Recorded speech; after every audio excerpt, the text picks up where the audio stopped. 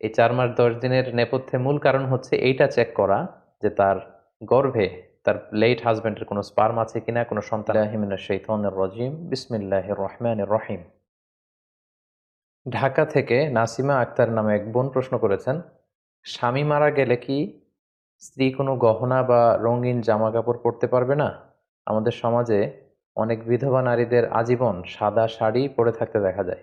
ইসলামের দৃষ্টিতে এটা কতটুকু সঠিক?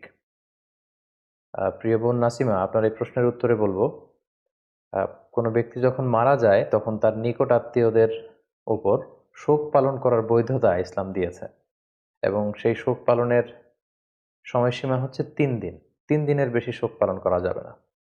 আমার বাবা যদি মারা যায়, কিংবা আমার মা যদি মারা যায়, বা আমার আত্মীয় স্বজন কেউ যদি মারা যায়, সেক্ষেত্রে শোক পালনের বিধান ইসলামে রয়েছে, এটাকে উৎসাহিত করা হয়েছে, এবং সেটার বৈধতা হচ্ছে মাত্র 3 দিন। কিন্তু এক্ষেত্রে একমাত্র ব্যতিক্রম হচ্ছে যদি স্বামী মারা যায়, সেক্ষেত্রে স্ত্রী শুধু 3 দিন শোক পালন করবে না। স্ত্রীর জন্য শোক পালনের বিধানের সময়টা ইসলামের শরিয়া এটাকে অনেক লম্বা সময়, পিরিয়ড অফ টাইম হিসেবে নির্ধারিত করেছে, আর সেটা হচ্ছে 4 মাস 10 দিন। কালামুল্লাহ মাজিদের সূরাতুল বাকারার 234 নম্বর আয়াতে আল্লাহ তাআলা বলছেন, ওয়াল্লাযীনা ইউতাওয়াফাউনা মিনকুম ওয়া ইয়াযারুনা আযওয়াজান ইয়াতারাব্বাসনা বিআনফুসিহিন্না আরবাআতা আশহুরিন ওয়া আশরা। অর্থাৎ তোমাদের মধ্য থেকে যদি কেউ মারা যায় এবং সে যদি তার স্ত্রীকে রেখে দুনিয়া থেকে বিদায় নেয়, সেক্ষেত্রে তার স্ত্রী 4 মাস 10 দিন নিজেকে ঘরে আবদ্ধ রাখবে। এটাকে স্বামী ইন্তেকালের পরে স্ত্রীর ইদ্যত পালন বলা হয়। তাহলে এই আয়াত থেকে আমরা বুঝতে পারলাম যে আমাদের অন্যান্য আত্মীয় স্বজন যদি মারা যায়, সেক্ষেত্রে আমরা 3 দিন শোক পালন করতে পারবো। কিন্তু যদি স্বামী মারা যায় কোনো নারীর, সেক্ষেত্রে সে নারী 3 দিন নয়, তিনি 4 মাস 10 দিন ইদ্যত পালন করবেন। এবং সহিহ বুখারীর একটি বর্ণনাতেও আমরা এর সপক্ষে আল্লাহর হাবিব সাল্লাল্লাহু আলাইহি ওয়াসাল্লামের পক্ষ থেকে একটি হাদিস আমরা পাই। আল্লাহ রাসূল সাল্লাল্লাহু আলাইহি ওয়াসাল্লাম ইরশাদ করেছেন, লা ইয়াহিল্লু লিমরাআতিন তুমিনু বিল্লাহি ওয়াল ইয়াউমিল আখিরি আন তুহিদ্দা আলা মাইয়িতিন ফাওকা সালাস। অর্থাৎ কোনো নারীর জন্য এটা বৈধ নয় কিংবা শোভনীয় নয় যে সে তার কোনো মৃত আত্মীয়ের ব্যাপারে শোক পালন করবে 3 দিনের বেশি। এটা শোভনীয় নয়। ইল্লা আলা যাওজ, তবে স্বামীর ক্ষেত্রে ব্যাপারটি ভিন্ন। তার স্বামী যদি এন্তেকাল করে, সেক্ষেত্রে নারী 3 দিন শোক পালন করবে না, বরং আল্লাহর হাবিব সাল্লাল্লাহু আলাইহি সাল্লাম বললেন, ফাইন্নাহা তুহিদ্দু আলাইহি আরবাআতা আশহুরি ওয়া আশরা। সেক্ষেত্রে সে নারী 4 মাস 10 দিন শোক পালন করবে বা ইদ্যত পালন করবে। এবং ইদ্যত পালনের এই যে ডিউরেশন, এই লং পিরিয়ড অফ টাইমে সে বিধবা নারী কি করতে পারবে এবং কি করতে পারবে না, এ ব্যাপারেও কিন্তু শারিয়া আর ইসলামিয়া কিছু ডুজ অ্যান্ড ডোন্টস দিয়েছেন। সেক্ষেত্রে আমরা সুনানে নাসাইর একটি হাদিসকে উল্লেখ করতে চাই এখানে, যেখানে আল্লাহর হাবিব সাল্লাল্লাহু আলাইহি ওয়াসাল্লাম তিনি ইরশাদ করেছেন, ওয়ালা তালবাসু সাওবান মাসবুকান। অর্থাৎ এই 4 মাস 10 দিনের লম্বা সময়কালে কোনো বিধবা নারী কোনো রঙিন কাপড় পরতে পারবেন না। ওয়ালা সাওবা আসবিন, এমব্রয়ডারি করা, ডিজাইন করা কোনো জামা কাপড় তিনি পরবেন না। ওয়ালা তাকতাহিল, এবং সে নারী চোখে কাজল ব্যবহার করবেন না। ওয়ালা তুমশিত, সৌন্দর্য বর্ধনের জন্য চুল আঁচড়াতে পারবেন না। ওয়ালা তামাসসু তিবান, কোনো পারফিউম ব্যবহার করতে পারবেন না। তাহলে এই হাদিসের আলোকে কিন্তু একজন বিধবা নারী কি করবেন এবং কি করবেন না, সেটার একটা রোডম্যাপ কিন্তু আমরা এই হাদিসের মাধ্যমে পেয়ে থাকি। এখন প্রশ্ন হচ্ছে যে অন্যান্য আত্মীয় স্বজন মারা গেলে শোক পালনের বিধান হচ্ছে মাত্র 3 দিন, কিন্তু স্বামী মারা গেলে একজন স্ত্রীর জন্য 4 মাস 10 দিন কেন এই ডুজ অ্যান্ড ডোন্টস গুলো পালন করতে হবে, এবং 4 মাস 10 দিনের এই ইদ্যত পালনের নেপথ্যে সিগনিফিকেন্স বা তাৎপর্যটা কি, সেটা হচ্ছে প্রশ্ন। এক্ষেত্রে স্কলারগণ কিছু কারণ এই 4 মাস 10 দিনের ইদ্যতের পেছনে ওনারা বের করেছেন। এর মধ্যে একটি কারণ এরকম হতে পারে যে স্বামীর মৃত্যুর পরপরই যদি তার স্ত্রী খুব আনন্দ উল্লাসের সাথে সাজুগুজু করে ঘর থেকে বের হয়, তাহলে এই নারীর চরিত্রের ব্যাপারে অনেকে প্রশ্ন তুলতে পারেন যে এটা কেমন স্ত্রী, যার প্রিয়তমা স্বামী পৃথিবী থেকে বিদায় নিয়েছে, আর তার কিছুদিনের মধ্যেই তিনি সেজে গুজে নিজেকে প্রচার করে প্রসার করে তিনি রাস্তাঘাটে বের হচ্ছেন বা হাঁটাহাঁটি করছেন। এটা মানে তাদের ভালোবাসার ব্যাপারে, বিশেষ করে সে নারীর চরিত্রের ব্যাপারে অনেকের প্রশ্ন আসতে পারে যে তাহলে কি তিনি তার স্বামীকে পছন্দ করতেন না? যদি স্বামীকে পছন্দ করেই থাকেন, তাহলে স্বামী বিদায় নেওয়ার পর তো তিনি শোক পালন করবেন। তিনি তো খুব আপসেট থাকার কথা। এটা হচ্ছে একটা কারণ। আরেকটি কারণ হতে পারে যে, যেহেতু স্বামীর ইন্তেকালের পর একজন স্ত্রীর মানসিক অবস্থাটা খুব ভঙ্গুর থাকার কথা। তিনি মানসিকভাবে খুবই কঠিন একটা অবস্থায় পড়ে যান। তো সেই কঠিন পিরিয়ডটাকে কাটিয়ে উঠবার জন্য ইসলামী শরিয়া তার জন্য একটি লম্বা সময় দিয়েছেন। ৪ মাস ১০ দিনের একটা লম্বা সময়। এই সময়ের মধ্যে তিনি নিজেকে সামলে নিতে পারবেন, নিজেকে গুছিয়ে নিতে পারবেন, বা স্বামী হারানোর যে বেদনা, যে হাহাকার, যে কষ্ট, সেটা থেকে তিনি হয়তো উঠে আসতে পারবেন। সবচেয়ে যে বড় কারণটি স্কলাররা উল্লেখ করেছেন সেটা হচ্ছে, স্বামী ইন্তেকালের কারণে সে স্ত্রীর জরায়ুতে তার লেট হাজব্যান্ডের কোনো স্পার্ম রয়ে গিয়েছে কিনা এটাকে নিশ্চিত করার জন্য ৪ মাস ১০ দিনের এই লম্বা সময়টা তার বাসায় অবস্থান করাটা জরুরি।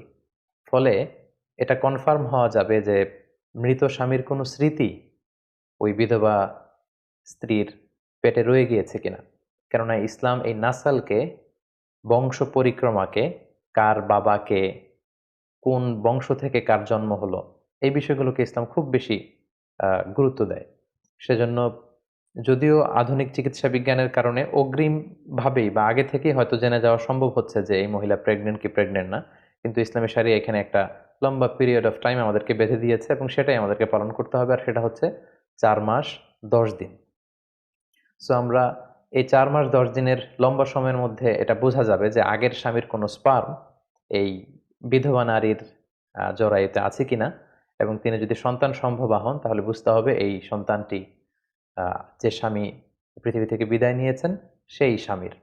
যদি এমনটি হতো, এরকম লম্বা পিরিয়ড অফ টাইমের ইদ্যত যদি পালন করার আদেশ ইসলাম না দিত, আর সেক্ষেত্রে বিধবা হওয়ার পরপরই কোনো নারী যদি আবার নতুন বিবাহ বন্ধনে আবদ্ধ হয়ে যান এবং নতুন স্বামীর সাথে যদি তিনি শারীরিক মেলামেশা করেন এবং তারপরে যদি এই বিধবা নারী গর্ভবতী হন, তাহলে এখানে একটা সন্দেহ থেকে যায় যে এই যে পেটের গর্ভের যে সন্তান, এটা কি নতুন স্বামীর স্পার্ম থেকে এসেছে নাকি যে স্বামী গত হয়েছে কিছুদিন আগে তার স্পার্ম থেকে। সো ইসলাম এই বিষয়টাকে খুবই গুরুত্ব দেয় এবং এই বিষয়টা এনশিওর হওয়ার জন্যই বেসিক্যালি ৪ মাস ১০ দিনের এই লম্বা ইদ্যতের সময়টাকে একজন বিধবা নারীর জন্য ইসলামী শরিয়া আবশ্যক করে দিয়েছে।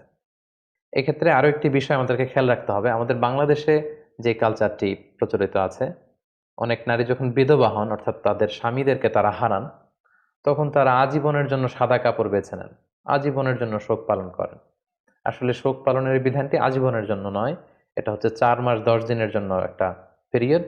এই পিরিয়ডেই আপনি এই ডুজ অ্যান্ড ডোন্টস গুলো মেনে চলবেন এবং ৪ মাস ১০ দিনের এই ইদ্যতের পিরিয়ড যখন চলে যাবে, তখন আপনি আবার আপনার স্বাভাবিক জীবনযাপন করতে পারবেন এবং প্রয়োজনে চাইলে আপনি আবার নতুন বিবাহ বন্ধনেও আবদ্ধ হতে পারবেন ইনশাআল্লাহ।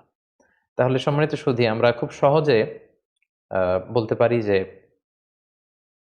৩ দিন হচ্ছে স্বাভাবিক শোক পালনের নিয়ম, কিন্তু বিধবা নারীর জন্য, তার স্বামীর জন্য তিনি ৪ মাস ১০ দিন শোক পালন করবেন বা ইদ্যত পিরিয়ড কাটাবেন। এবং সেক্ষেত্রে শরিয়া কিছু ডুজ অ্যান্ড ডোন্টস দিয়েছে, যেমন এই ৪ মাস ১০ দিনের সময়কালে তিনি স্বামীর ঘরে অবস্থান করবেন, বিনা প্রয়োজনে বাইরে বেরোবেন না, তিনি খুব বেশি সাজসজ্জা করবেন না, মেকআপ করবেন না, খুব অতিমাত্রায় ডিজাইন করা রঙিন কাপড় পরে তিনি বেরোবেন না, সাধারণ জামা কাপড় পরে তিনি ঘরে অবস্থান করবেন। তিনি এই সময়টাতে পারফিউম ইউজ করবেন না, অতিমাত্রায় জুয়েলারি অলংকার এগুলো ব্যবহার করবেন না। নিজের সৌন্দর্য বাড়ানোর জন্য সাজসজ্জা হিসেবে আমরা যে মেহেদি ব্যবহার করি বা চোখে কাজল দেই, এগুলো তিনি ব্যবহার করতে পারবেন না। এবং এই লম্বা সময়ের মধ্যে তিনি সরাসরি বিবাহে আবদ্ধ হওয়ার মতো কোনো কাজ কিংবা বিবাহের প্রপোজাল বা বিবাহ নিয়ে কথাবার্তা এগুলোতেও তিনি জড়াবেন না। তবে জরুরি প্রয়োজনে তিনি তার স্বামীর ঘর থেকে বাইরে তিনি বেরোতে পারবেন। লেটসে ডাক্তারের কাছে যদি কোনো অ্যাপয়েন্টমেন্ট থাকে, অথবা তার জীবিকার জন্য যদি, যেহেতু স্বামী মারা গিয়েছে, উপার্জনের কোনো মাধ্যম নেই, তার নিজেকেই হয়তো উপার্জনের জন্য বের হতে হচ্ছে, কিংবা কোনো কিছু কেনাকাটার জন্য তার হয়তো আশেপাশে এমন কেউ নেই যেটা তাকে কেউ করে দিতে পারবে, সেক্ষেত্রে তিনি জরুরি প্রয়োজনে বের হতে পারবেন ইনশাআল্লাহ।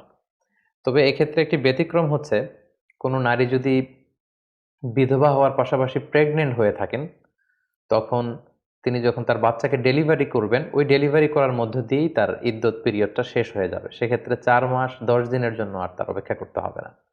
উদাহরণস্বরূপ, কোনো নারী হচ্ছে লেটস সে আমরা বলতে পারি যে ৮ মাসের গর্ভবতী একজন নারী, ইন দ্য মিন টাইম তার স্বামী মারা গেল এবং স্বামী মারা যাওয়ার ১০ দিন পরেই তার পেটের বাচ্চা ভূমিষ্ঠ হলো। সেক্ষেত্রে এই বাচ্চা ভূমিষ্ঠ হওয়ার মধ্য দিয়েই এই বিধবা নারী ওনার ইদ্যত পিরিয়ডকে শেষ করতে পারবেন। সেক্ষেত্রে তার 4 মাস 10 দিনের জন্য বসে থাকতে হবে না। কারণ আমরা শুরুতে বলেছি এই 4 মাস 10 দিনের নেপথ্যে মূল কারণ হচ্ছে এইটা চেক করা যে তার গর্ভে তার লেট হাজবেন্ডের কোনো স্পার্ম আছে কিনা, কোনো সন্তান আছে কিনা। আর সেই সন্তানই যখন ভূমিষ্ঠ হয়ে গিয়েছে সেক্ষেত্রে আমরা এখন